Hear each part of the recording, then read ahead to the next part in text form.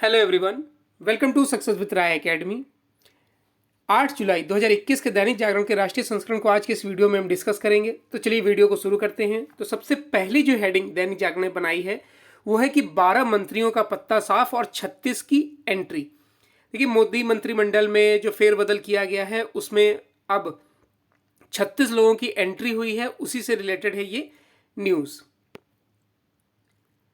अक्सर अपने फैसले से चौंकाने वाले प्रधानमंत्री ने दूसरे कार्यकाल के पहले ही मंत्रिमंडल विस्तार में भारी फेरबदल करते हुए स्पष्ट संकेत दिया है कि आज के बाद से सरकार का स्वरूप भी बदल जाएगा और कार्यशैली भी।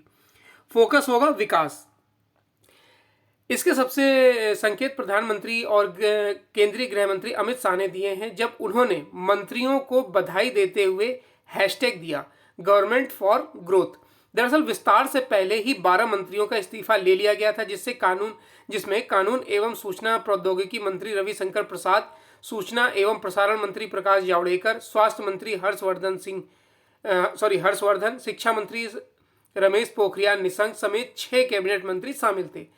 इस विस्तार में 36 नए मंत्रियों ने शपथ ली है, जिसमें 28 राज्य मंत्री हैं। 7 राज्य मंत्रियों को उनके प्रदर्शन के आधार पर प्रोन्नत किया गया है। 15 नए कैबिनेट मंत्रियों में कांग्रेस छोड़कर भाजपा में आए ज्योतिरादित्य सिंधिया और असम के पूर्व मुख्यमंत्री सर्बानंद सोनोवाल भी शामिल हैं। मंत्रिमंडल विस्तार में जाहिर तौर पर कुछ का पत्ता तो केवल उनके प्रदर्शन के कारण कटा, लेकिन कुछ मंत्रियों का बाहर जाना चौंकाने वाला था, क्योंकि वे न सिर्फ अनुभवी रहे बल्कि अपनी क्षमता भी साबित कर रहे थे। सरकार अब शायद नए चेहरे और नए जोश के साथ आगे 3 वर्ष चलाना चाहती है। ब्यूरोक्रेट्स, टेक्नोक्रेट व अधिवक्ताओं के रूप में अनुभवी लोगों को जहां सरकार में शामिल किया गया है, वहीं ओबीसी, अनुसूचित जाति, अनुसूचित जनजाति वर्ग की बड़ी संख्या में शामिल होना चुनावी राजनीतिक समीकरण को ही दर्शाता है। प्रधानमंत्री ने नए मंत्रियों को बधाई दी है और उनके विभाग भी बांट दिए गए हैं। आगे न्यूज में हम विभागों को देखेंगे, उसका स्क्रीनशॉट आप ले सकते हैं। उसके बाद चला गया हिंदी सिनेमा का कोहिनूर।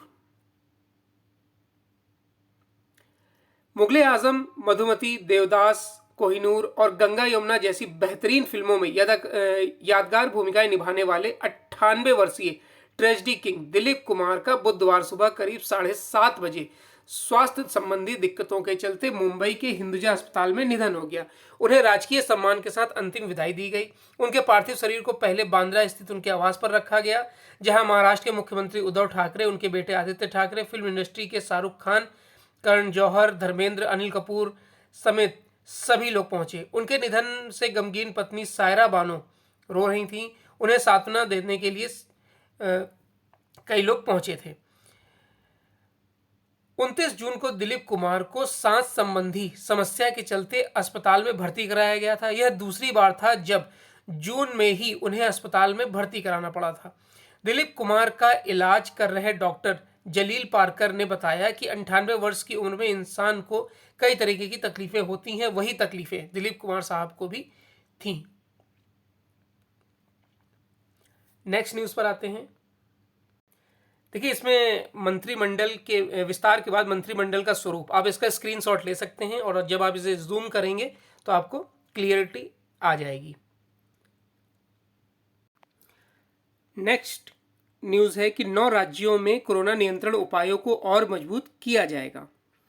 केंद्रीय स्वास्थ्य मंत्रालय ने बुधवार को कहा कि जिन 9 राज्यों में कोरोना संक्रमण के मामले बढ़ रहे हैं, उनमें महामारी को नियंत्रित करने के उपायों को मजबूत किया जाएगा। इन राज्यों में जांच और टीकाकरण में तेजी लाना, स्वास्थ्य संबंधी बुनियादी ढांचे की योजनाएं बनाना और प्रभावी क्लिनिकल प्रबंधन जैसे उपाय किए जाएंगे। केंद्रीय स्वास्थ्य सचिव राजेश भूषण ने इन राज्यों अरुणाचल प्रदेश, असम, मणिपुर, केरल, मेघालय, नागालैंड, उड़ीसा, त्रिपुरा और सिक्किम को लिखे पत्र में चिंता पैदा करने वाले क्षेत्रों का उल्लेख किया है। भूषण ने वायरस को रोकने के लिए सामूहिक प्रयासों को मजबूत करने की आवश्यकता बताई है। उन्होंने कहा कि इन राज्यों को जांच और टीकाकरण, स्वास्थ्य संबंधी बुनियादी ढांचे की योजना बनाना, कोविड उपयुक्त व्यवहार का पालन करना और प्रभावी क्लिनिकल प्रबंधन आदि उपाय करने चाहिए। देश भर में 73 जिलों में संक्रमण दर 10% से ज़्यादा है।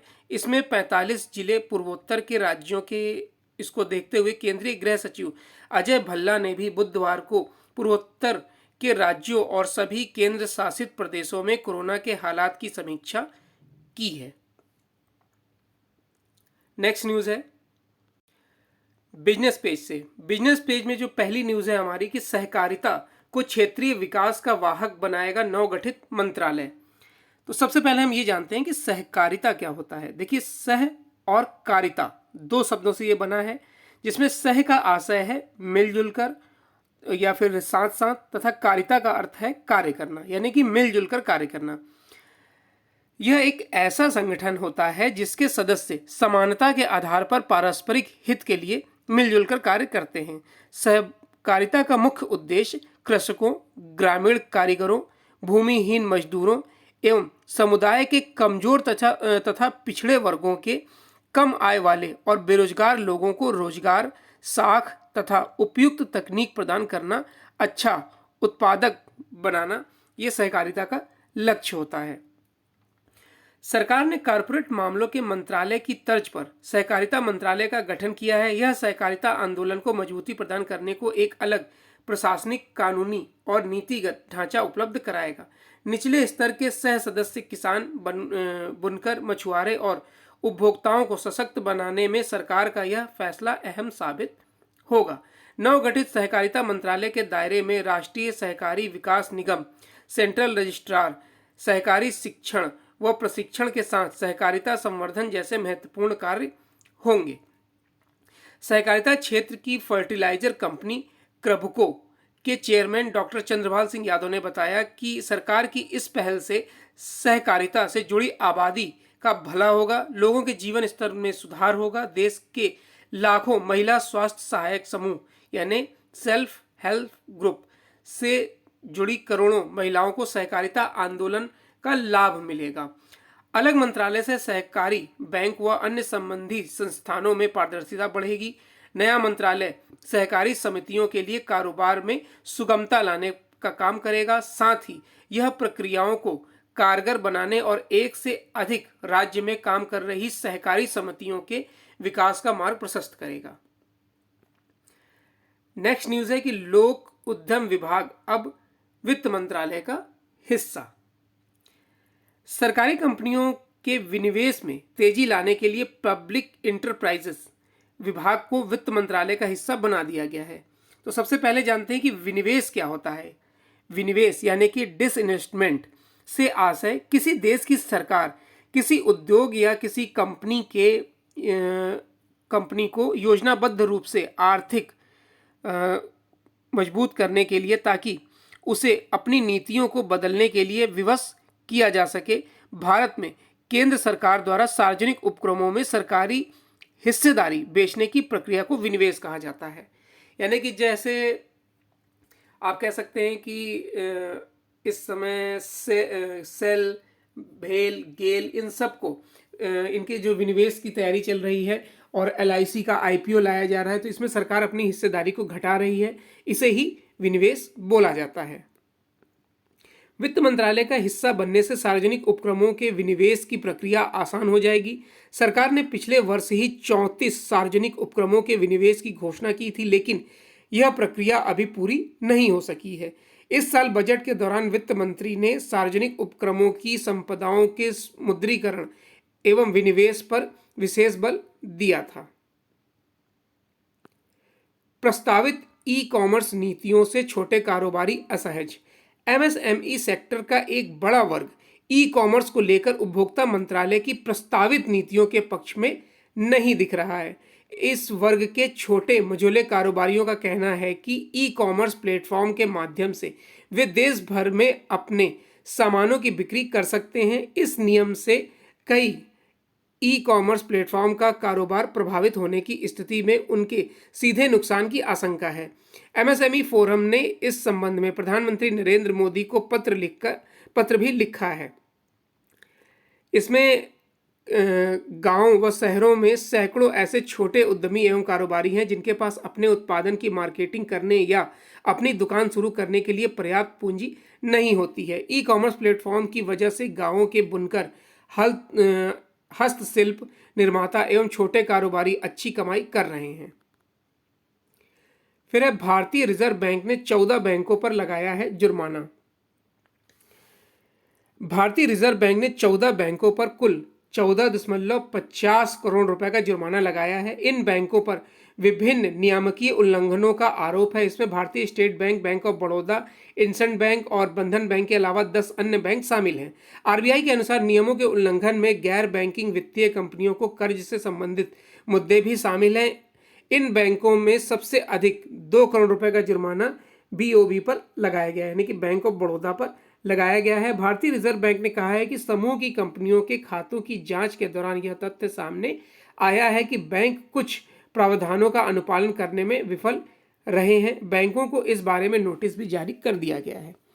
तो सबसे पहले आरबीआई के बारे में आप जान लीजिए कि आरबीआई की स्थापना आरबीआई अधिनियम 1934 के प्रावधानों के अनुसार 1 अप्रैल 1935 को की गई थी।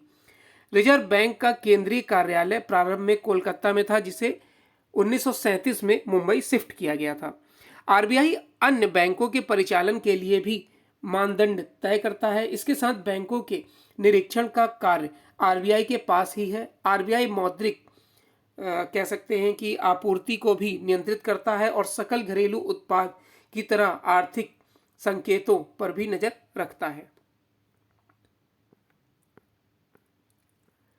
अब है एडिटोरियल पेज। तो एडिटोरियल पेज में पहला आर्टिकल है कि आपसी झगड़े में उलझी कांग्रेस। देखिए, कांग्रेस की अंदरूनी कलह पर लिखा गया है आर्टिकल। ऐसे ही आर्टिकल हम कई बार डिस्कस कर चुके हैं और इस आर्टिकल में कुछ खास है भी नहीं, तो इस आर्टिकल को हम डिस्कस नहीं करेंगे।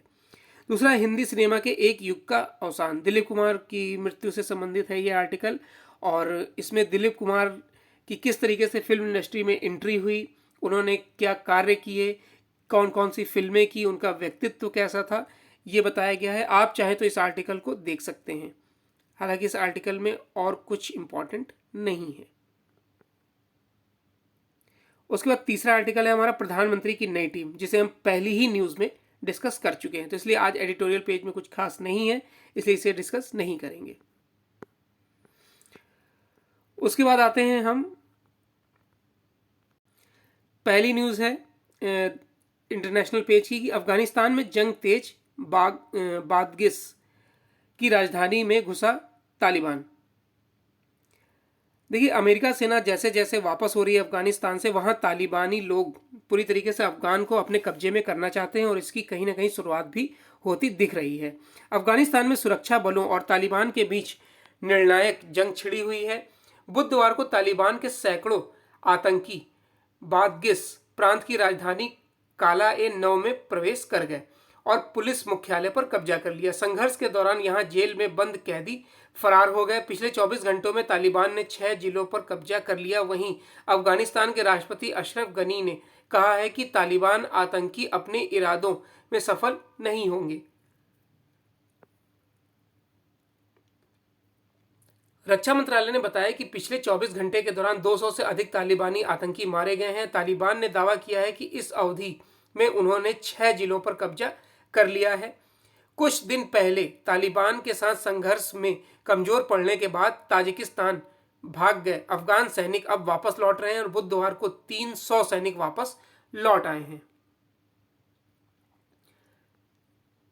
नेक्स्ट न्यूज है कि दलाई लामा के नाम से न्यूयॉर्क में खोला जाएगा पुस्तकालय।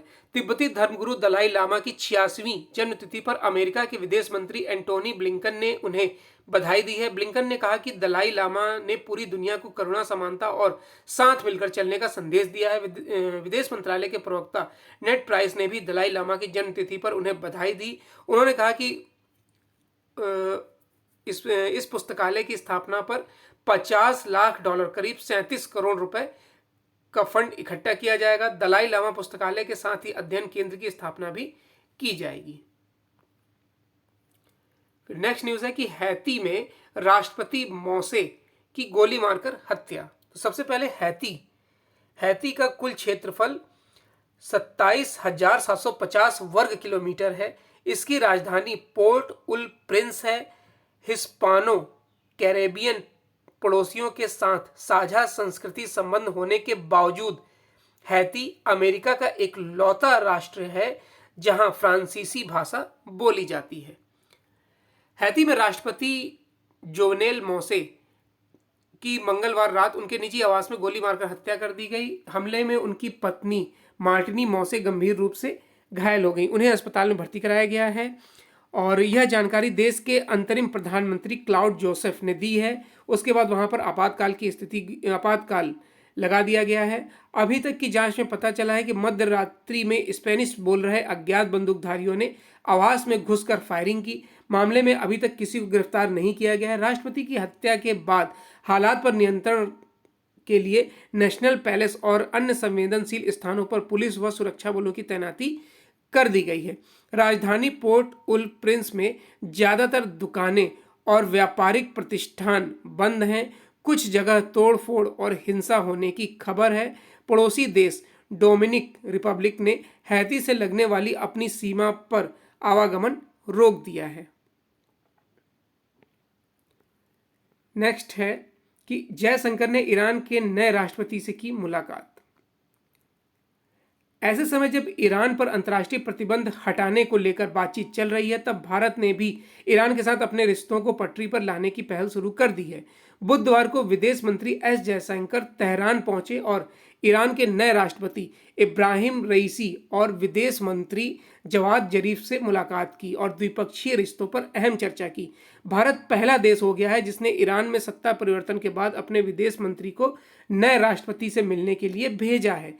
जयशंकर वैसे तो रूस की यात्रा पर हैं और इसी बीच उन्होंने तेहरान की कुछ घंटे की यात्रा की है। जयशंकर की गुरुवार को रूस के विदेश मंत्री के साथ द्विपक्षीय बैठक है। नए राष्ट्रपति रईसी से मुलाकात के बाद जयशंकर ने बताया कि मैंने नवनिर्वाचित राष्ट्रपति रईसी का धन्यवाद देता हूं। उन्होंने मेरा काफ़ी अच्छा स्वागत किया और प्रधानमंत्री मोदी का व्यक्तिगत संदेश दिया है।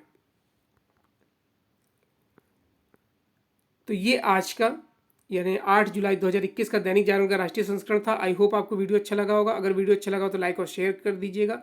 वीडियो देखने के लिए धन्यवाद।